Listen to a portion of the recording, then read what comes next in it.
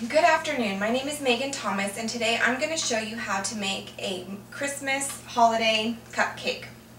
The first thing you need to do is buy your cupcakes. You can make chocolate or vanilla for the cake. It doesn't matter, whichever. I'm using a vanilla, and I put some sprinkles in the batter so that they have little green and red dots in the cupcake. You need to let them sit for about 15 minutes so that they cool, so that the frosting does not melt on the cupcake. The ingredients you need is frosting. I chose a holiday frosting. It's already green. If you choose a vanilla frosting, then you can use red or green food dye to make it either red or green for Christmas. And some sprinkles. I chose red, green, and white sprinkles. And then you also need a Ziploc baggie, a large spoon, and a pair of scissors. The first thing I'm going to do when I'm making my cupcake is I'm going to fill the Ziploc baggie with my frosting. My frosting's already green, like I said, so I don't need to mix in the food coloring. But if you have just plain vanilla, you would want to put in your food dye first and mix it around, and then put it in your Ziploc baggie. You can use about 2 spoonfuls to start off with, and then just close the Ziploc baggie and cut a little corner of your bag, and that's going to create an opening so that you can frost your cupcake.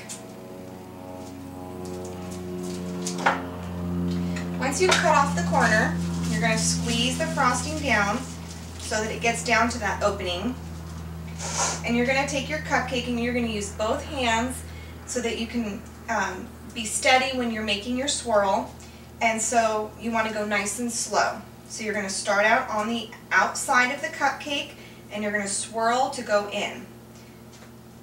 So I'm starting on the outside and I'm just making my way around the outside in a circle, and I keep going in until I get to the very center. I'm going to keep going nice and slow. If you cut a large corner of the baggie, you'll have bigger swirls, and if you cut just a little corner of the baggie, then you'll have smaller swirls. So your cupcake will look like this.